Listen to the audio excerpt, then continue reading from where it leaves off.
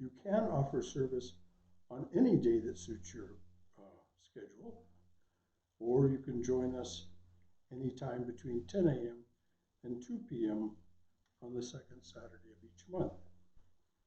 Lunch, a very nice lunch, is served at 12:30 if you're here.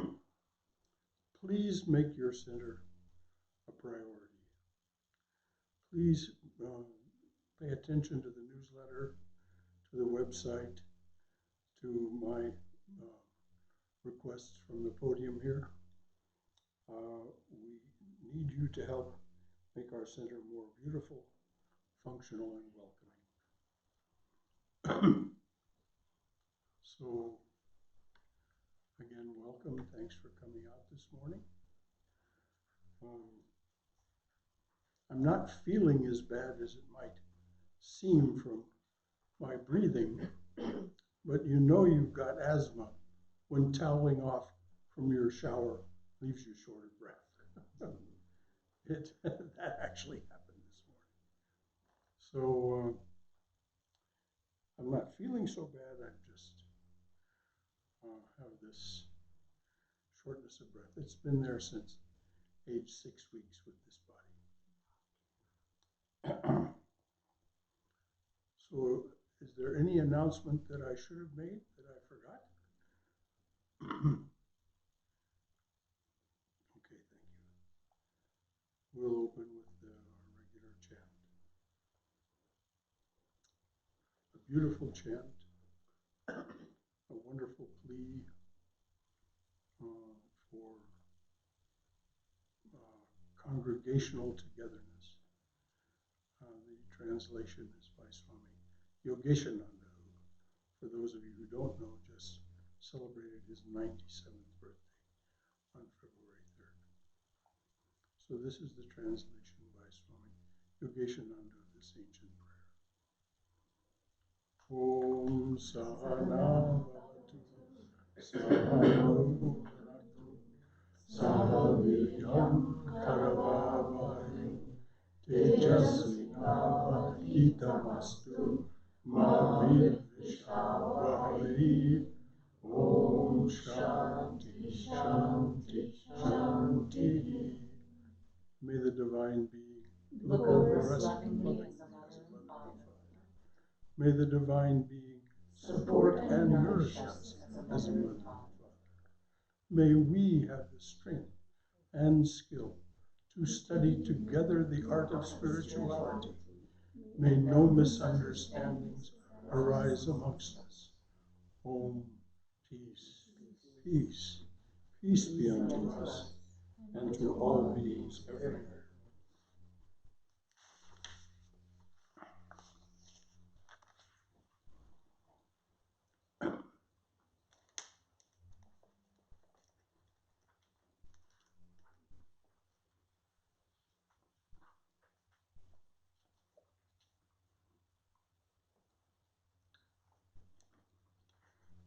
Oh, thank you, Jyoti, for remembering to get that water.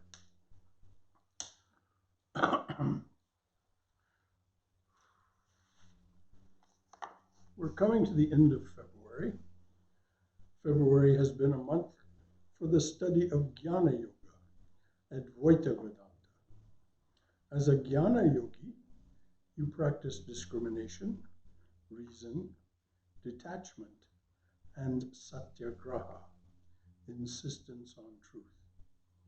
And perhaps that is the most important principle of Advaita Vedanta.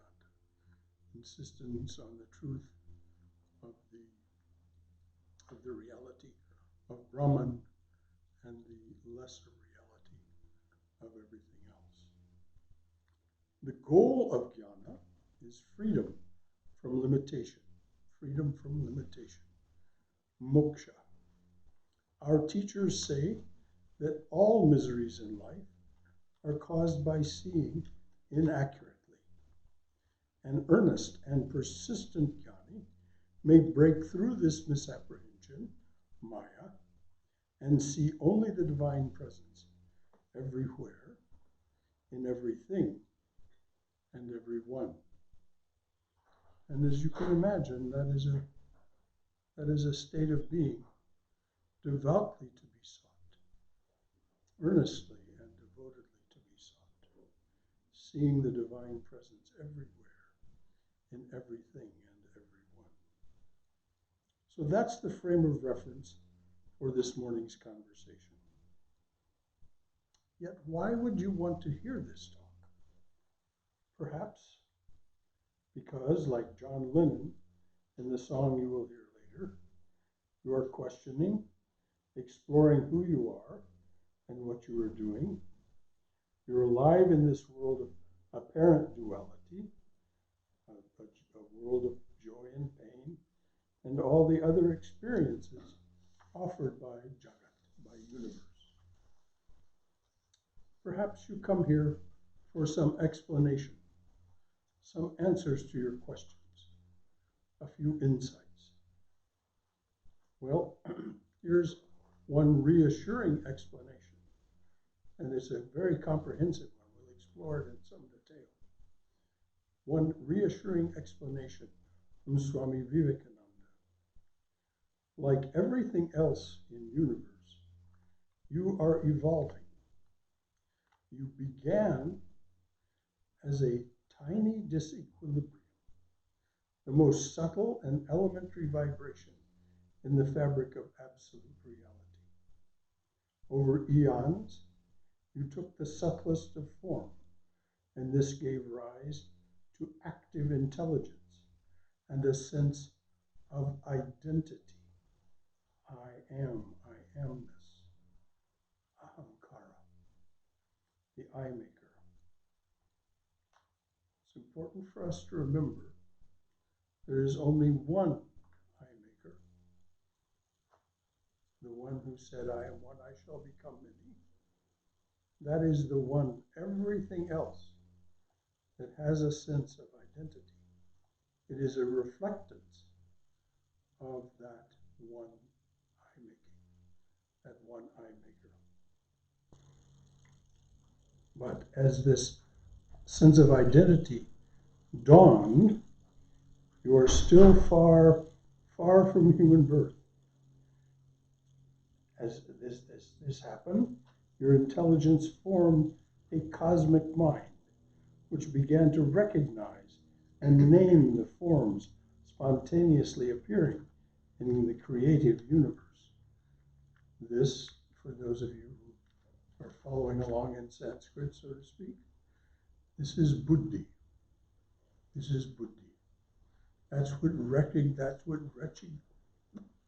which recognizes and categorizes and names. And again, there is only one buddhi. The buddhi that appears in you is a reflectance of that buddhi. And ages later, ages after this intelligence came to be in the form of buddhi, ages later, our solar system and the earth was born. It took 2 billion years, according to the scientists who have studied this so very carefully. It took 2 billion years after the formation of the solar system and the earth for the first single-celled creature to come to life. So some 2 billion years after that event of the formation of the solar system, single-celled creatures came to life, each one, Vivekananda said, containing the blueprint, the entire blueprint for evolution to humanity. To you sitting here in our chapel this morning. Now, if this seems mysterious, we can consider some microcosms of this. A very familiar metaphor is the banyan tree. The banyan tree is huge. An old banyan may cover acres. It comes from a seed as tiny as a mustard seed. The entire understanding of that tree, of how to become itself, in all of its wonder and glory and size, comes from that tiny seed. For those of you who are familiar with the Sequoia sempervirens, these ancient 2,000-year-old trees, over 200 feet tall, they come from a tiny seed. The blueprint for that tree is in that tiny seed. So, Vivekananda says, everything that is, in terms of life, is involute in that first single-celled creature and is evolving. And so, Vivekananda says, on and on you will go forward to superconsciousness and ultimately to reunion with your source, the perfect equilibrium of Brahman. Now, as you remember, Vivekananda said this started with a tiny disequilibrium among the three gunas, he said. The gunas in their full state of entropy, they essentially don't exist. They're only potentially existent. But then in the cosmic being, this I am one, I shall become many, arises, and that thought itself is the disequilibrium that brings about everything we see. Your ultimate destination is perfect equilibrium again. So after a long period of anti-entropy, that is to say, more and more manifestation, more and more complexity, more and more compartmentalization, name and form becoming more and more complex, and we can see it happening all around us. If you stop and think, it is just one of the most amazing things. And so Vivekananda says, on and on you will go forward to superconsciousness and reunion with your source, the perfect equilibrium of Brahman. You and each of us is partway there. And who knows where or how far this incredible adventure of human life will lead us. That's what we'll talk about some more this morning. And before I go on, I'm going to read for one of three times a quote by Sri Ramakrishna.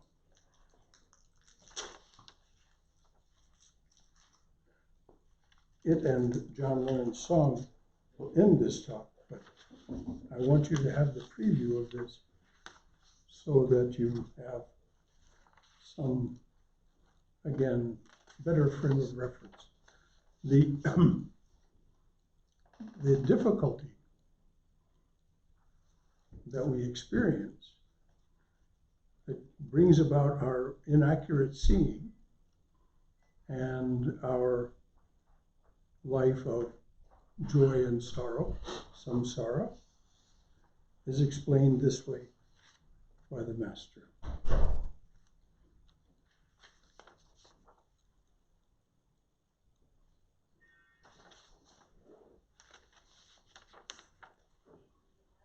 This is from the Gospel of Sri Ramakrishna, chapter 32. It was recorded October 19th, 1884. The Master said, in the mirror of his I-ness, of his I consciousness, the devotee sees the form of the primal energy. In the mirror of his I consciousness, the devotee sees the form of the primal energy, Brahman with attributes. That's what we're seeing this very moment. He has no means of seeing the real Brahman except through its reflection. And as long as this I is real, so long as the reflection is real, as long as the I is real, so long the reflection is real, 100% real. And this is why I wanted to bring this into the conversation at this point as well as at the end. What we're experiencing is not unreal.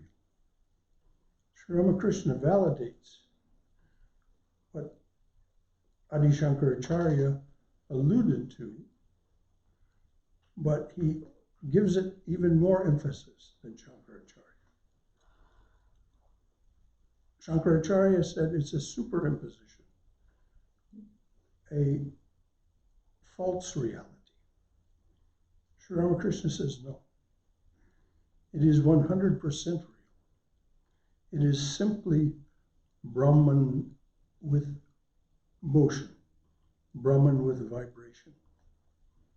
There is Brahman still. Sri Ramakrishna said, water still and water in waves, the same water. We're experiencing the water in waves. Now, the water in waves gives us this life of samsara, of this and that, of plus and minus, joy and sorrow. So there's nothing the matter here. There's nothing mistaken about this except our understanding of what it is that we are experiencing.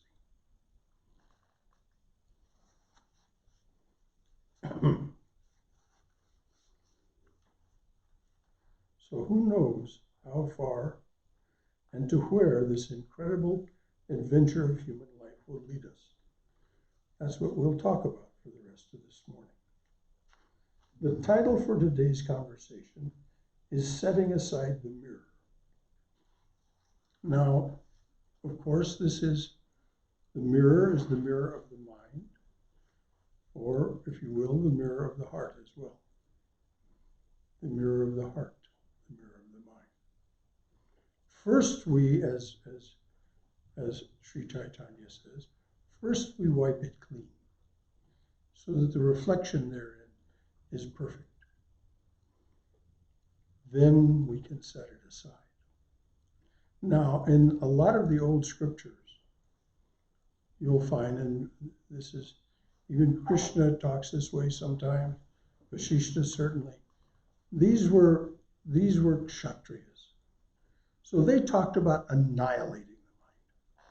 You know, these warrior kings, these warrior advisors to warriors, like Vasishta, they talked about annihilating their enemy. It seems to me that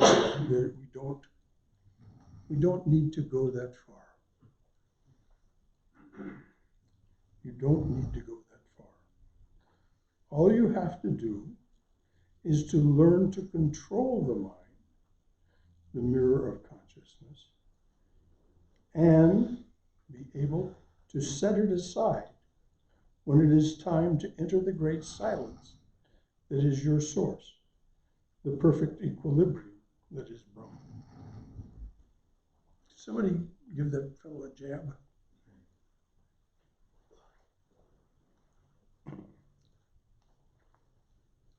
So I talked earlier about the words, because I always like to relate what we're talking about to modern science so that we can understand it in a modern scientific way. The physicists have said, and with the discovery of the Higgs boson, which was just a few years ago, they absolutely came to the conclusion that this is the truth. Jagat, universe, arises out of entropy. Perfect equilibrium. No vibration. This is total entropy. Physicists also define it as absolute zero. What do they mean by that? The vibration causes heat. Vibration is heat. So when there is no vibration, at all, there is no heat. Absolute zero.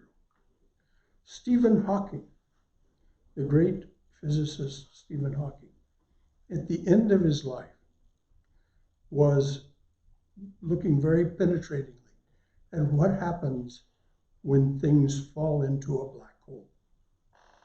Now, a black hole is this so-called singularity that not even light, its gravitational force is so intense that not even light can escape from it. So he was thinking, he pondered and did his mathematics on what happens when something falls into a black hole. He said, it becomes totally entropic. It is completely disassembled. It no longer has any vibration as content. And as a result, all that is left is the information from which it was made. Just the information from which it was made. Now, this sounds a lot like Akasha. This sounds a lot like Akasha. And the universe is made from the information contained in Akasha. And so what happens when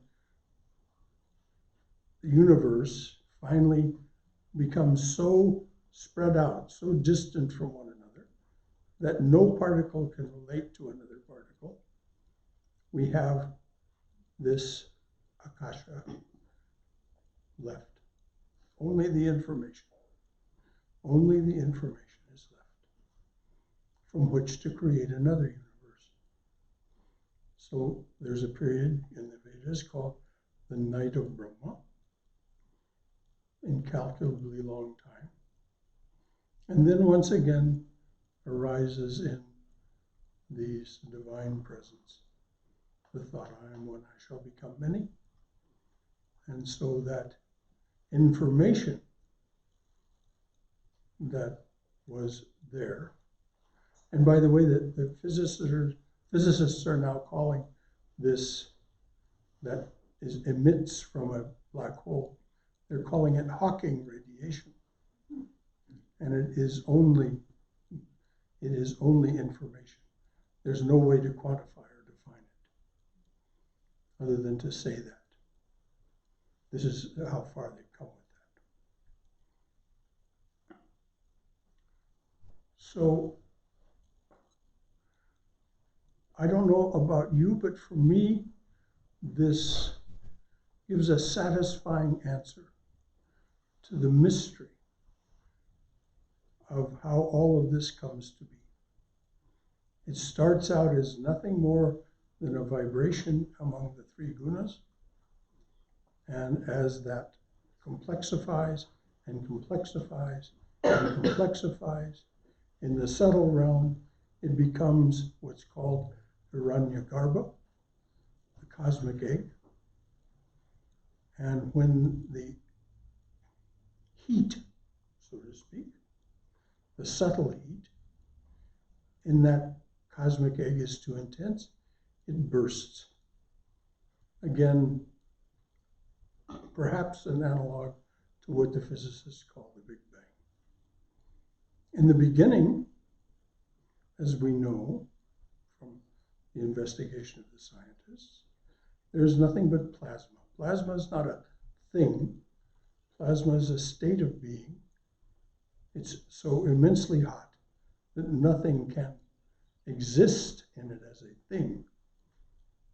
It's a state of radiation, a state of vibration, so intense.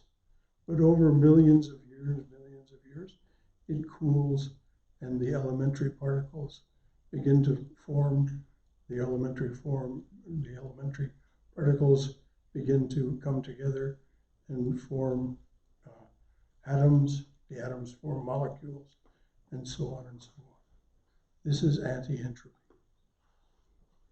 And it goes on for billions and billions and billions of years. The day of Brahma. And so we are part of that. We are a perfectly integrated part of that, not separate from it in any way, only in our minds.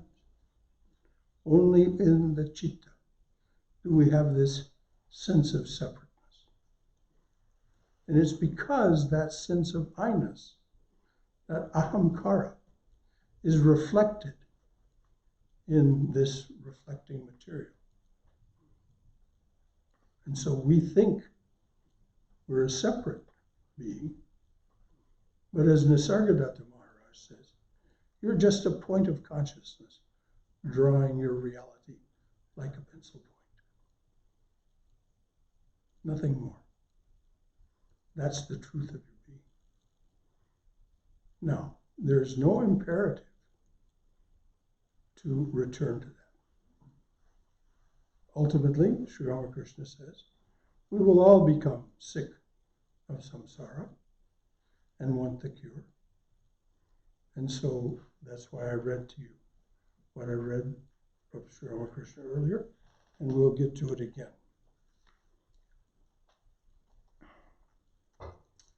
So if we wish to escape, and as Swami Prabhupada said at the lunch table one day to an Englishman who had heard him speak and said, Swami, it seems to me this is escapism. And the Swami said, well, that may be true, but I cannot for the life of me think why I would not want to escape. So, to escape, you learn to control the mind, the mirror of consciousness, and then you're able to set it aside when it is time for you to enter the great silence that is your source, the perfect equilibrium that is Brahman. What is silence? Silence is lack of vibration. Perfect equilibrium.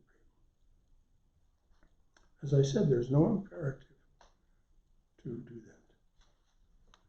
You may continue to live as Mirabai lived, continuing to chase after your beloved Krishna lifetime after lifetime. But if you wish to, here's some guidance for your way ahead. This is in an exchange between Arjuna and Sri Krishna. It's from Bhagavad Gita, chapter 12, the Yoga of Devotion. Arjuna asks, speaking to and about Krishna, he says, some worship you with steadfast love. Others worship God the unmanifest and changeless. Which kind of devotee has the greater understanding of yoga? Sri Krishna responds, those whose minds are fixed on me in steadfast love, worshiping me with absolute faith, I consider them to have the greater understanding of yoga. As for those others, the devotees of God, the unmanifest, indefinable, and changeless, they worship that which is omnipresent, constant, eternal, beyond thought's compass, never to be moved. They hold all the senses in check, which is another way of saying control the mind. Therefore, they are tranquil-minded and devoted to the welfare of humanity. They see the Atman in every creature. This is seeing that divine presence everywhere and in everyone. Krishna speaking again. They also will certainly come to me. But the devotees of the unmanifest have a harder task, because the unmanifest is very difficult for embodied souls to realize.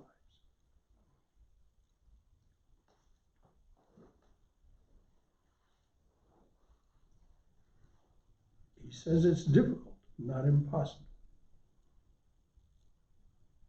So what are you to do?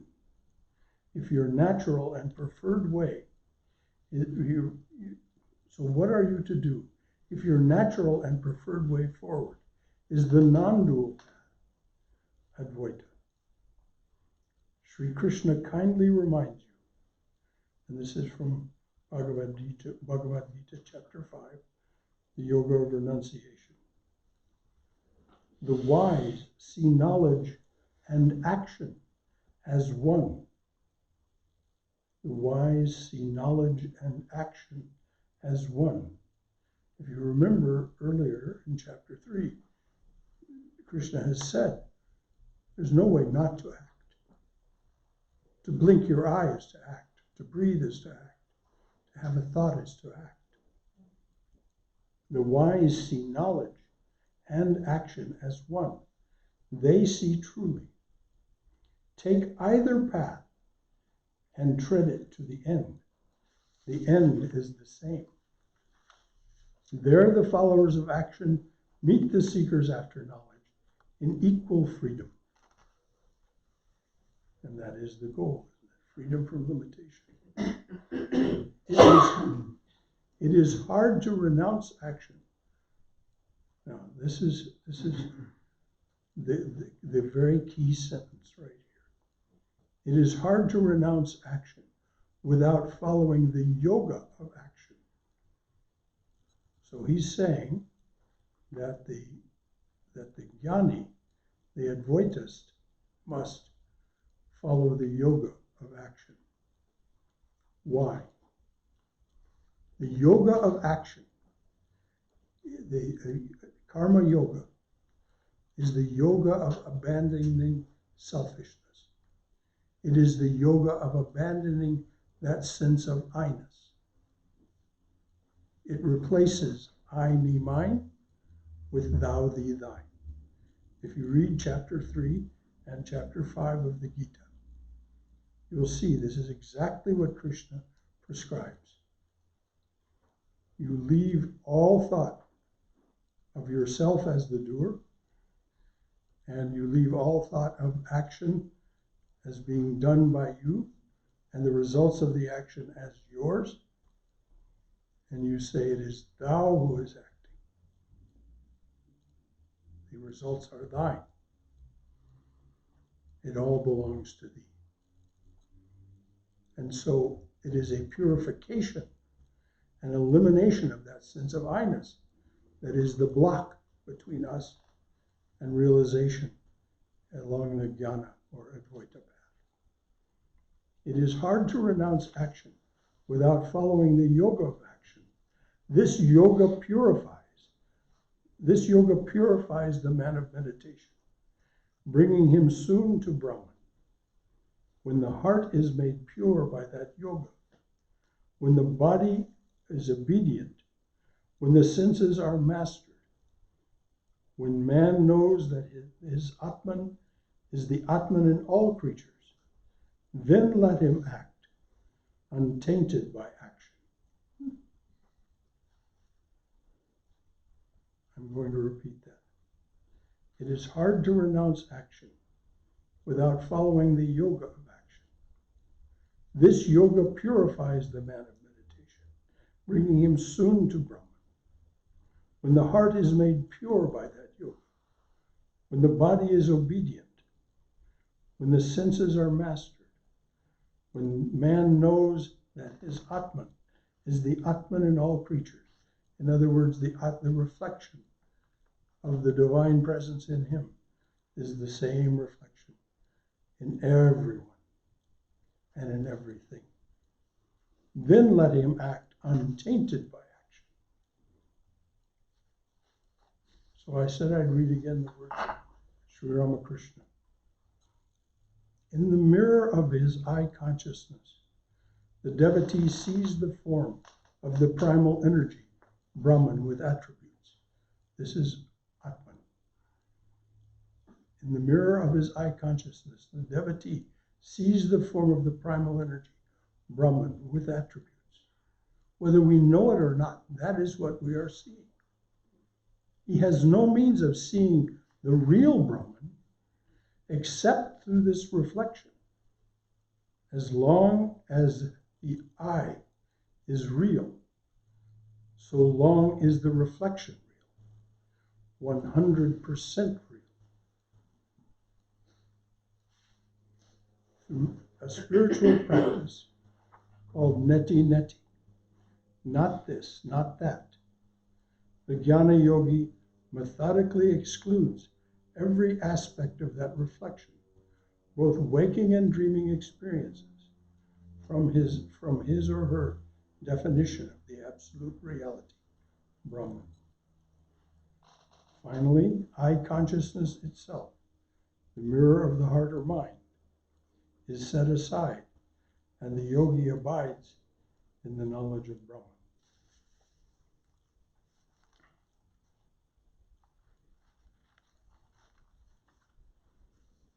So this is the way for someone whose inclination is toward that Advaita path.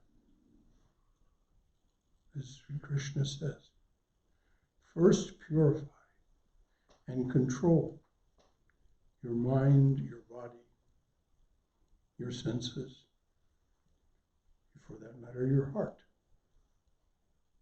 by the practice of karma yoga, the yoga of action. Because we're all actors, we're all acting, every moment. Whether we're asleep, whether we're awake, even if we're unconscious in anesthesia, we're still acting. Just ask an anesthesiologist. They'll tell you how difficult it is to control people and keep them in that unconscious state so that they can be operated on.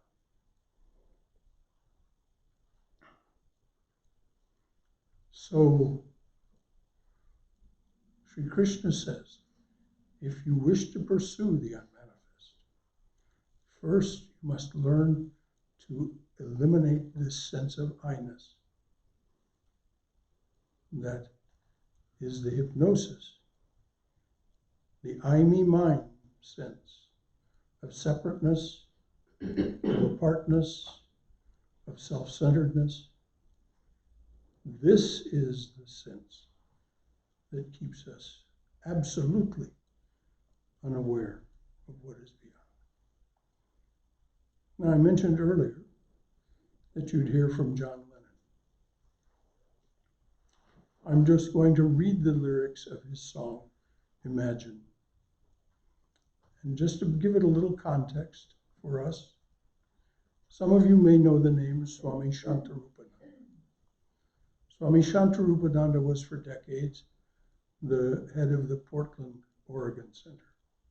He died maybe 2 or 3 years ago of brain cancer, very gracefully, was still active right up until the end.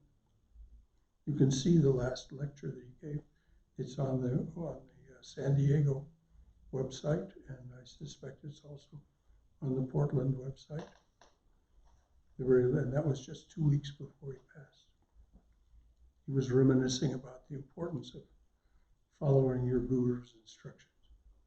The reason I mention Swami Shantarupananda is John Lennon's song Imagine was his favorite song in English, and he requested that it be played at his memorial service.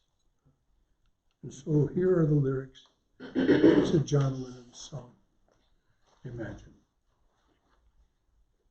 And you can see this in the context of Advaita. Imagine there's no heaven. It's easy if you try. No hell below us. Above us, only sky.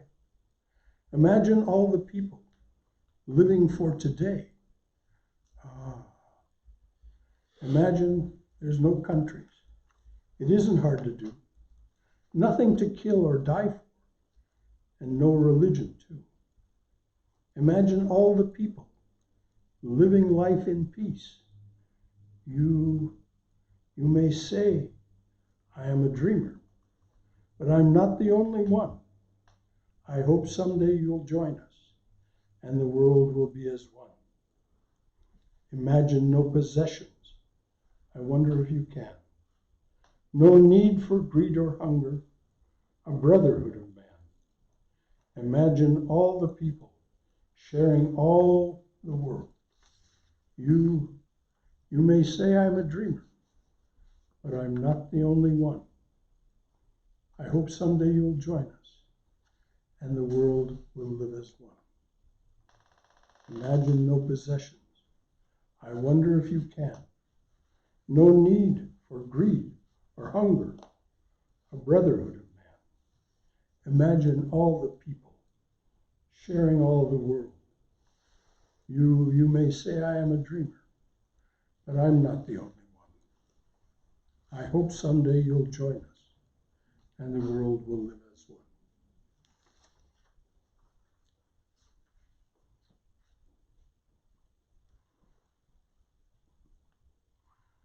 Good. I said good because we have time for the best part of this hour, and that is the conversation among ourselves, this learning the art of spirituality together. So what of all this that was said this morning, this is the conversation part, the best part, because you have a chance to contribute, to be part of this. You are part of this. So please, any question, any comment, any thought based on what was said. Yes, Shubhra. First, I want to congratulate all of us to be in this Vedantic point of view place where it just helps so much to realize what we really need. I mean, what I mean by that, like I hope Aristotle, is a Greek philosopher, he said that we all know a lot of things. Everyone knows as we grow old, we know hundreds of things. But knowing lots of things is not enough. When you really need something, you don't need 100 things. You need 2 or 3 to connect. So it's the connecting the dot. That's the art of living. So this connecting dot is the hardest part. It comes with wisdom. You cannot get it by reading it. So there is no book how to connect dots. I hope there is. I wish I can write one. So what's happening? I feel like, oh my God, this connecting dot is so tough. And when I was reading this, I was 20 years old, in my master's. So I'm thinking, wow, still I didn't get it. Now when I learn a little bit connection, I said, where is it? I'm getting it. So I got it. I said, oh my God, I'm getting it here with Vivekananda, with Thakur and Mother. For me, they are teaching me how to connect dots. And that is so, I said, oh my God, I'm so lucky because I was just like wondering, 60 years past, 70 years past, what's going on? Where are those dot connecting formula? I don't have it. But I feel like here, Thakur with his simplicity, he just like connect the dots. He is stilled water and you are moving water. Mm-hmm. What? How simple it can be. Yes. So I'm right now moving and all the time shaking and he is quiet. So all I have to do is just learn to calm down. Yes, exactly. So amazing. And that's what this place is all about. You're so right. Thank you, Shubhra. Aristotle said, the education of the mind is pointless without the education of the heart. Education of the heart. The heart. Okay. And Swami Prabhupada put it this way, there is no hope of further progress without the opening of the heart center. So, yes, we can know all kinds of the lower knowledge. It solves nothing. Adi Shankaracharya points it out in Bhaja Govinda. Your lower knowledge isn't going to help you in the end. He calls it grammar. It's just a metaphor for all of it. lower forms of knowledge. Thank you, Shubhra. Yes, that's what this place is for. That was beautiful, very nicely. Of your experience. Anyone else, please raise your hand high because I don't see that well. Brother Shankara, Yes, dear. thinking about instead of removing the mirror, why not to correct your vision? Then go for a checkup. We get to a point of all of us as we age, there is no 20/20. There is defective vision, which by glasses and whatever is the condition. Accordingly, you put those glasses. Now, the way I interpret what you said is to correct for correcting that vision. You remove the I-ness, that ego, undoer. Without me, everything will go topsy-turvy. But and selfishness, self-centeredness, you say clean the mirror. Dust off all those lower untruths. Yes, well, this was the Advaita path we're talking about. Yes. And we saw clearly how Krishna, for the purification necessary to pursue the Advaita path, recommended the path of Karma Yoga. Yeah.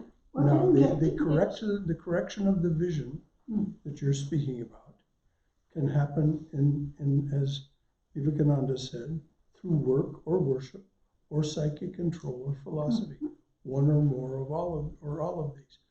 But one of the common ones for most human beings is a combination of Raja Yoga, some form of contemplation, concentration, and meditation, and Bhakti Yoga, the yoga of devotion. Yoga, the answer of the call of the heart to the divine with attributes. Yes. Slowly and slowly, and Vivekananda says it is a slower path, slowly and slowly, the vision comes clear. You see there is only the divine. Needs time.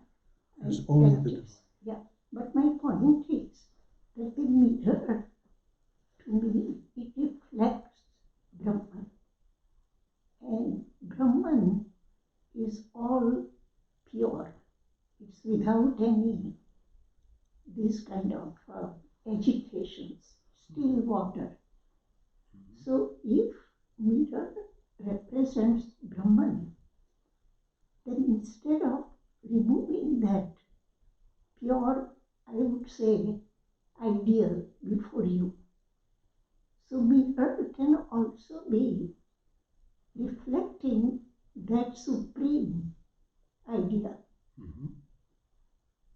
And you focus on that and coming closer and closer, just like Ramakrishna suggested. That is Savikalpa. Sorry, yes. That is Savikalpa. So I would keep the mirror, but I would improve on my own. Yes, and that's just fine. There is absolutely, that's just fine.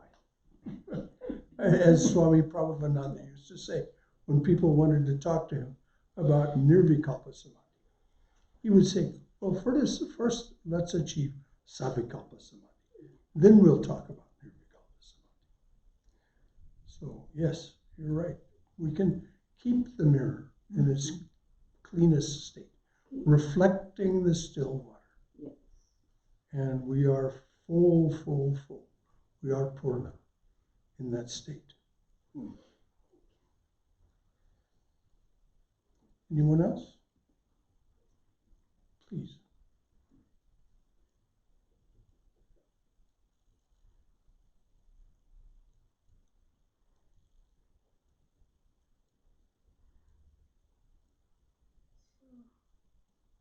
So, since no one is saying anything, I just thought of something. You know, like Swami Thakur said that what are saying, we want to make it clean, make it simple, and let it reflect the still water, correct? So it will reflect according to my capacity. Is that true? You know, like Swami Thakur's example is that when it rains everywhere. A little hole will be filled with water, bigger hole with same water, river will be same water, ocean depending on my capacity. So is that the thing? I have to increase my capacity? Well, that is the purpose of spiritual practice, is to increase your capacity.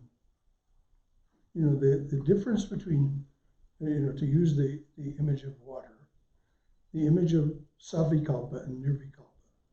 Savikalpa is that perfect reflectance of the still water, of the divine presence without attributes. But it is still an experience. Adi Shankaracharya said, when describing his illumination, said, my mind fell like a hailstone into the ocean of consciousness and therein dissolved. So he didn't see the water. He became the water. The hailstone, which is made of water, dissolved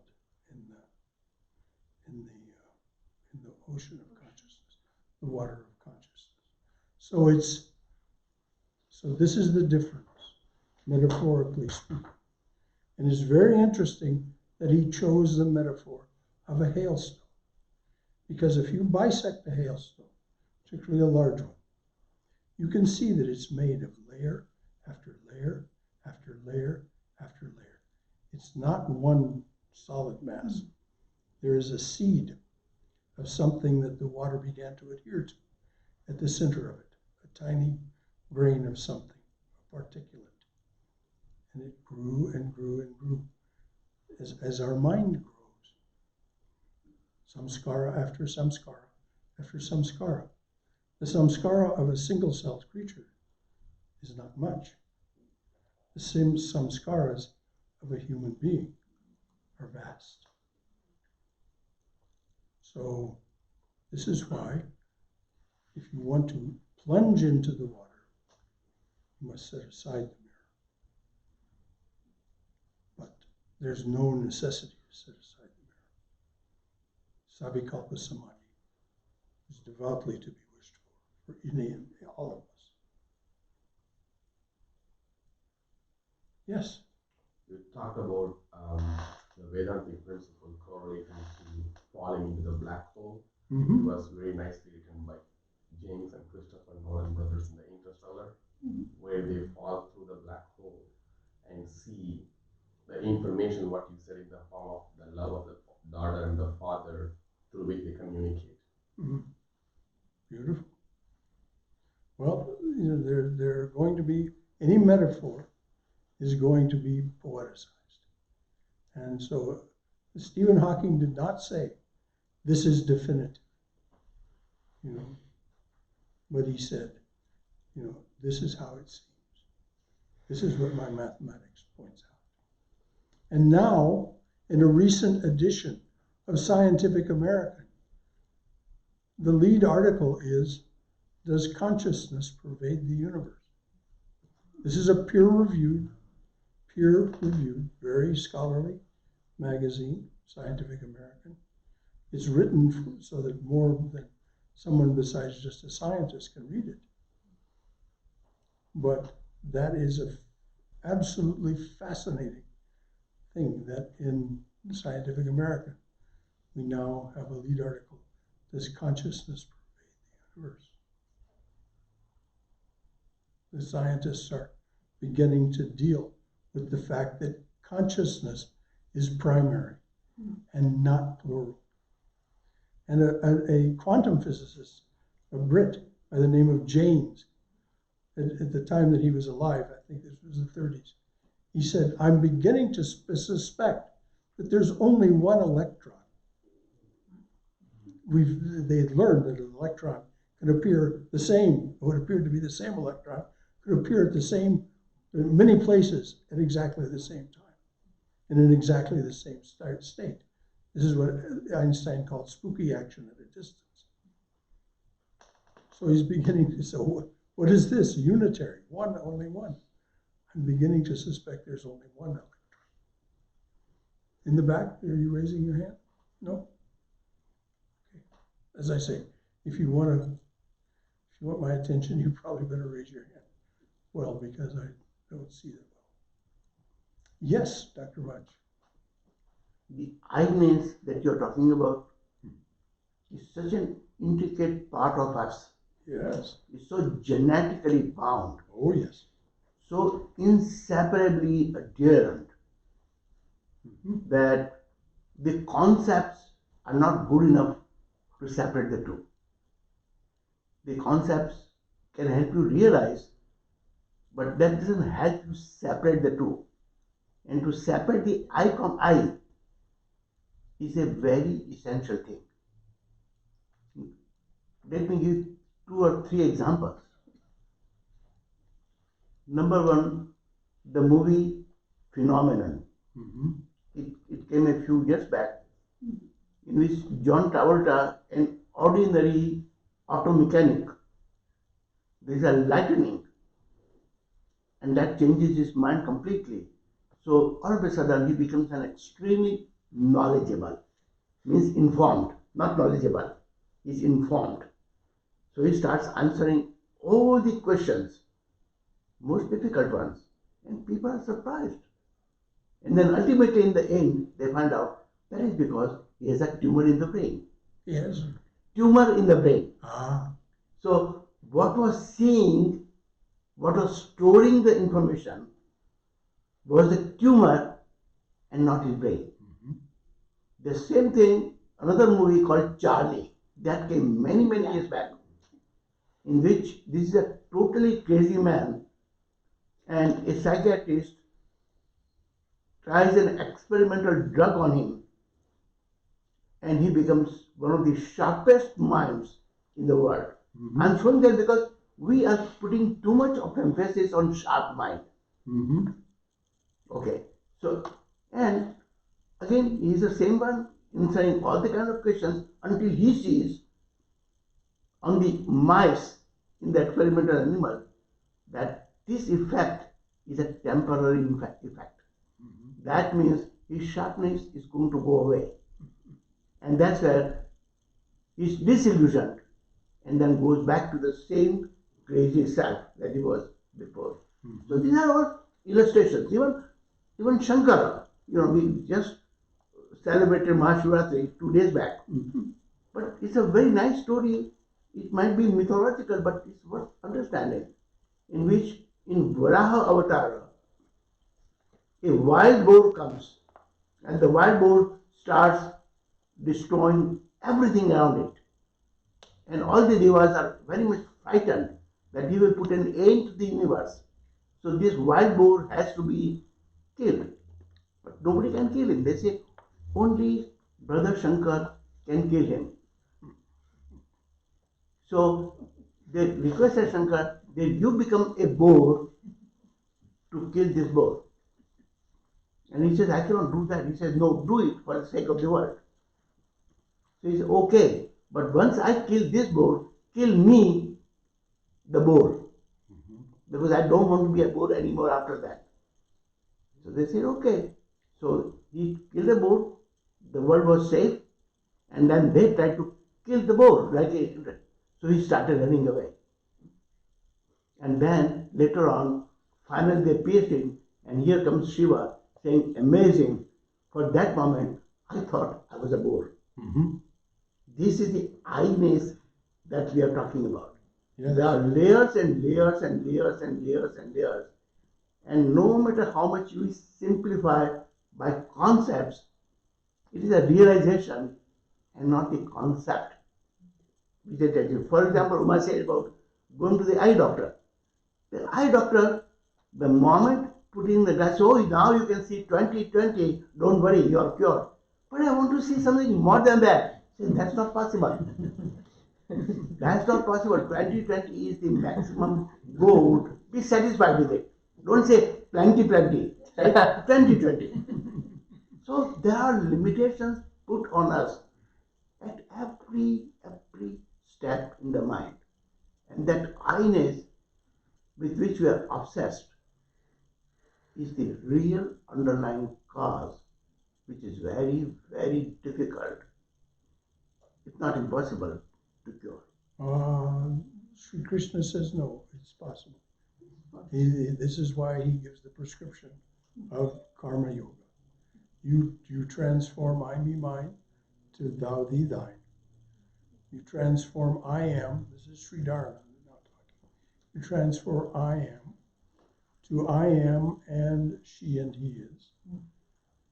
Then you transform that to she and he is, and therefore I am. And you ultimately say she or he is, or it is. This is the sequence.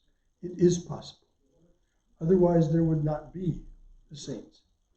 And according to Swami Vivekananda, he explains it so sweetly in Christ the Messenger, his talk, Christ the Messenger, that we are each destined to be a Christ.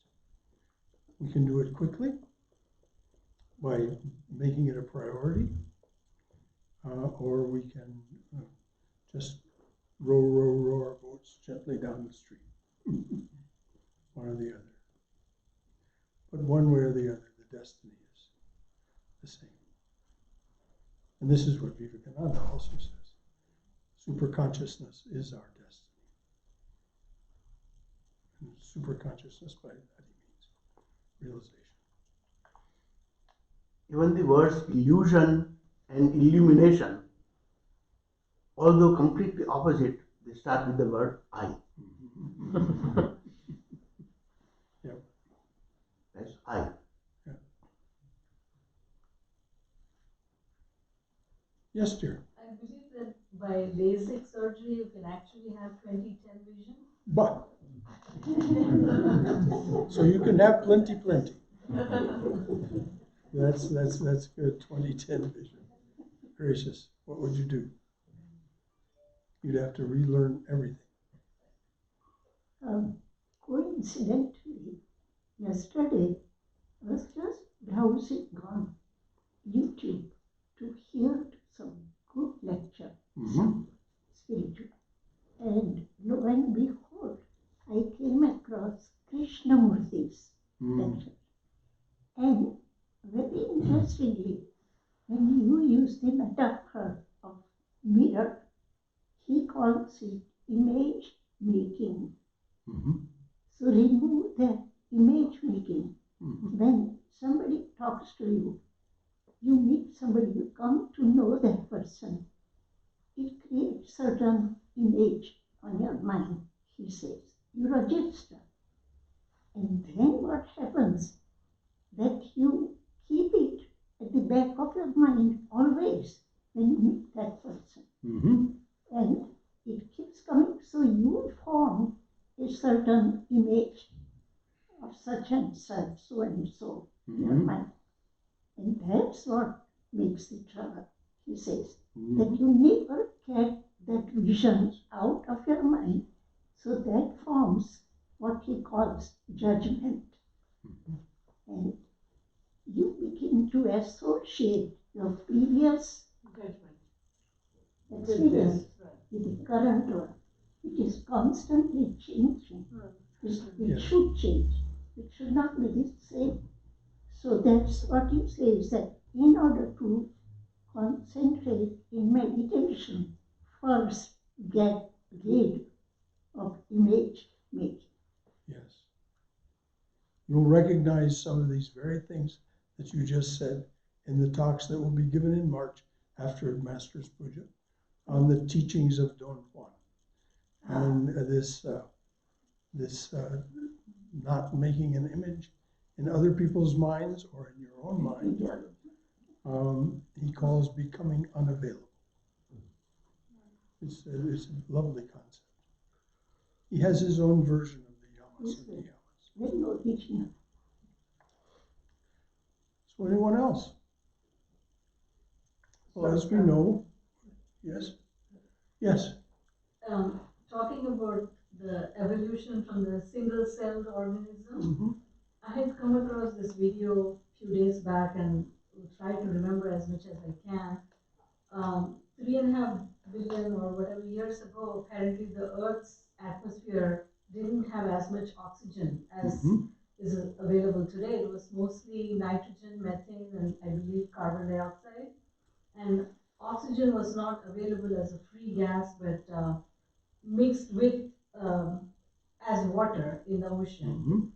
And there were single cell organisms now called cyanobacteria that lived in the ocean and just by scavenging whatever particles that it could get.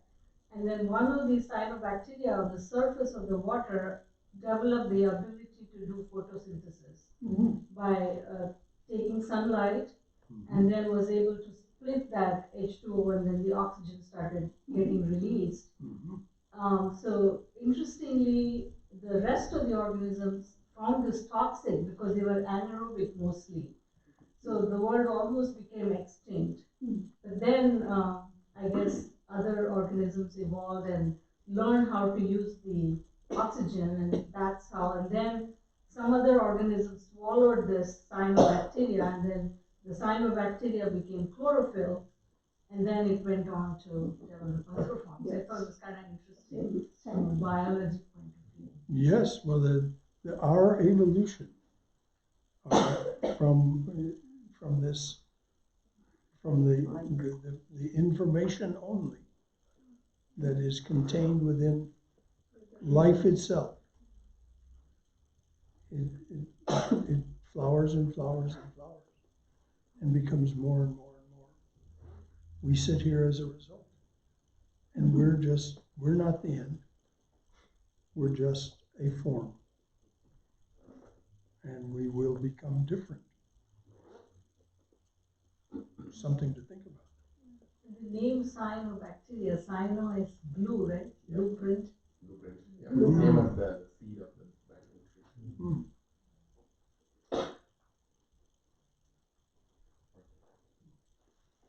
So maybe this is what Sri Aurobindo talks about Superman.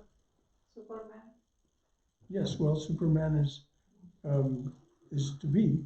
Vivekananda speaks about that in a very different and gentler way in his talk, Christ the Messenger.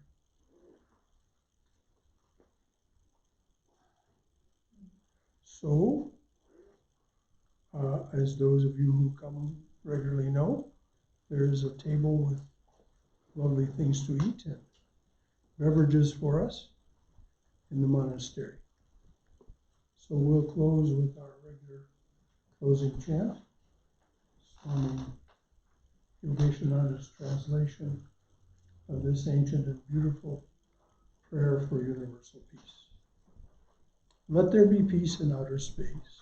Let there be peace in outer space. Let there be peace in the sky, on the earth, and in the waters. Let there be peace in the sky, on the earth, and in the waters. Let there be peace in the herbs, the plants, and the trees. Let there be peace in the herbs, the plants, and the trees. May the gods be peaceful. May the gods be peaceful. May the whole universe be pervaded by peace. May the whole universe be pervaded by peace. Let this infinite universal peace prevail throughout my being. Let this infinite universal peace prevail throughout my being. Om Shanti, Shanti, Shanti. Peace, peace, peace be unto us and to all beings everywhere. Om Jai Shri Ramakrishna. So, let's adjourn to the monastery and continue our fellowship.